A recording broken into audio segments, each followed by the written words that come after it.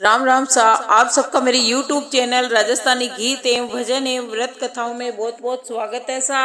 और मैं आज आपको श्री कृष्ण भगवान और धन्ना जाट की कहानी सुनाने जा रही हूँ सा। धन्ना जाट और श्री कृष्ण कन्हैया लाल की कथा है, बहुत अच्छी कथा है। श्री कृष्ण कथा। एक गांव में भागवत कथा का आयोजन किया गया। पंडित जी भागवत कथा सुनाने आए। पूरे सप्ताह कथा वाचन चला। पूर्ण आहुति पर दान दक्षिणा की सामग्री को इकट्ठा कर घोड़े पर बैठकर पंडित जी रवाना होने लगे।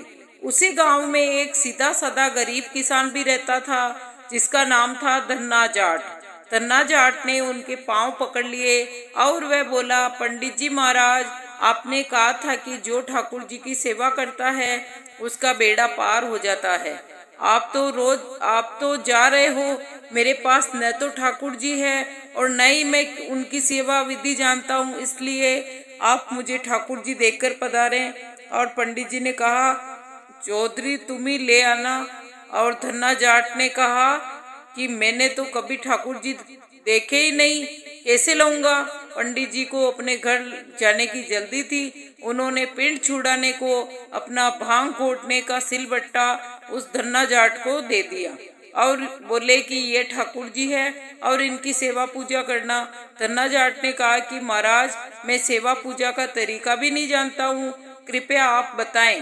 पंडित जी ने कहा कि सबसे पहले खुद नहाना, फिर ठाकुर जी को नहलाना और फिर इन्हें भोग चढ़ाकर खाना। इतना कहकर पंडित जी तो घोड़े को लेकर चले गए और धन्ना, जो सीधा साधा सरल आदमी था, पंडित जी के कहे अनुसार सिलबट्टे को नहलाया और फिर अपने घर में स्थापित किया। ठाकुर जी का नाम लेके स्थापित किया। दूसरे दिन स्वयं नहाकर सिलबट्टे को ठाकुर जी के रूप में नहलाया। और विधवा माँ का बेटा था, खेती भी ज्यादा नहीं थी, इसलिए भोग में अपने हिस्से का बाजरे का टिक्कड़ एवं मिर्ची की चटनी रख दी। और ठाकुर जी से धन्ने ने कहा, पहले आप भोग लगाओ, फिर मैं खाऊंगा।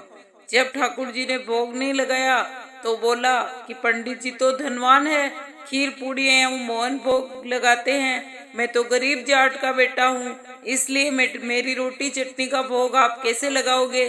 पर साफ साफ सुन लो, मेरे पास तो यही भोग है, खीर पूड़ी तो मेरे बस की नहीं।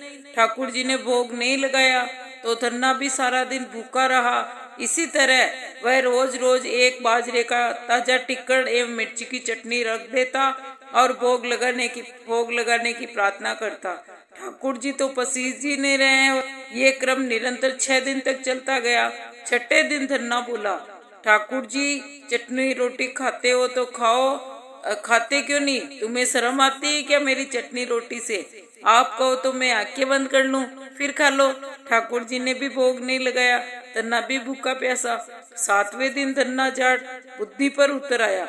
फूट फूट कर रोने लगा और कहने लगा कि सुना था आप दीन दयाल हो, पर आप भी गरीब की कहाँ सुनते हो। मेरा रखा ये टिक्कड़ एवं चटनी आकर नहीं खाते हो तो मत खाओ, अब मुझे भी नहीं जीना। इतना कहकर उसने सिलबट्टा उठाया और अपने सिर को फोड़ने के लिए तैयार हो गया।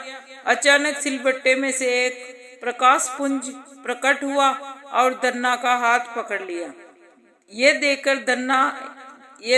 धन्ना, मैं तेरी चटनी रोटी खा रहा हूँ, ठाकुर जी ने धन्ना को बोला। उस सिलबट्टे में निकले ठाकुर जी और बोले कि देख धन्ना, मैं तेरी रोटी खा रहा हूँ। ठाकुर जी बाजरे का टिक्कड़ एवं मिर्ची की चटनी मजे से खा रहे थे। जब आधा टिक्कड़ खा लिया तो धन्ना बोला, क्या ठाकुर जी मेरा पूरा टिक्कड़ खा जाओगे? मैं भी तो 6 दिन से भूखा प्यासा हूँ, आधा टिक्कड़ तो मेरे लिए भी रख दो। ठाकुर जी ने कहा, तुम्हारी चटनी रोटी तो बड़ी मीठी लग रही है, तू दूसरी खा लेना। धन्ना ने कहा, प्रभु माँ मुझे एक रोटी देती है, यदि मैं दूसरी खा लूंगा तो मेरी माँ भूखी रह जाएगी। प्रभु ने कहा कि फिर ज्यादा क्यों नहीं बनाता? धन्ना ने कहा, खेत छोटा सा है और मैं अकेला हूँ। ठाकुर जी ने कहा कि और खेत जोत ले। धन्ना बोला, प्रभु मेरे पास बैल के जोड़े नहीं है, बैल भी नहीं है, थोड़े बैल है मेरे पास, तो खुद को जोतता हूँ। ठाकुर जी ने कहा, नौकर रख ले। धन्ना ने कहा कि प्रभु आप भी क्या मेरी मजाक उड़ा रहे हो? नौकर रखने की मेरी ऐसे तो है ही नहीं, मैं 2 वक्त की रोटी का ही इंतजाम नहीं कर सकता हूँ। हम माँ बेटे हैं। इस पर ठाकुर जी ने कहा, चिंता मत कर, मैं तेरी सहायता करूँगा। तब से ठाकुर जी ने धन्ना का साथी बनकर उसकी सहायता करनी शुरू कर दी। धन्ना के साथ खेत में काम काज करते और उसे अच्छी जमीन एवं बैलों की जोड़ी भी दिलवा दी ठाकुर जी ने। कुछ समय बाद घर में गाय भी आ गई, मकान भी पक्का बन गया और सवारी के लिए घोड़ा भी आ गया। धन्ना एक अच्छा खासा जमींदार बन गया। कई साल बाद पंडित जी वापस उसी गांव में, धन्ना के गांव में भागवत कथा करने के लिए आए। धन्ना भी उनके दर्शन को गया।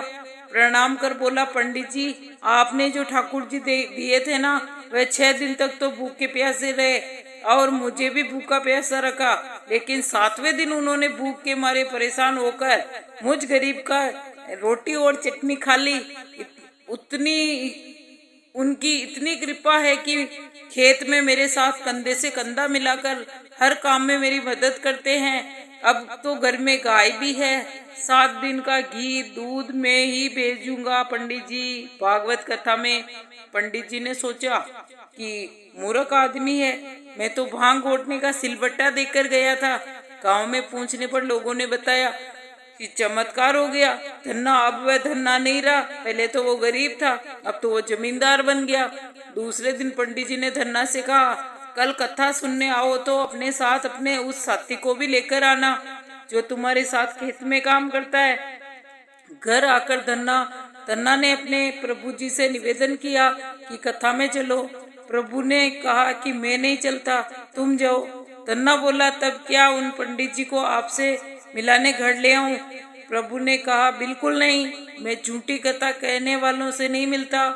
जो मुझसे सच्चा प्रेम करते हैं और जो अपना काम मेरी पूजा समझकर करते हैं, मैं उसी के साथ रहता हूँ। सत्य ही कहा गया है कि भगत के वश में है भगवान, भगत के वश में है भगवान। भगत नहीं तो कुछ भी नहीं है, भगत है उनकी जान। इसलिए हे भगवान श्री कृष्ण, जैसे आपने धन्ना जाट पे अपनी कृपा की, उसको दर्शन दिया, वैसे हम पे भी अपनी करुणा दृष्टि बनाए रखें और हमें भी दर्शन देवे। हे भगवान श्री कृष्ण, हमारा भी उद्धार करें। भगवान के बोलो श्री कृष्ण कन्हैया लाल और धन्ना सेठ की जय हो।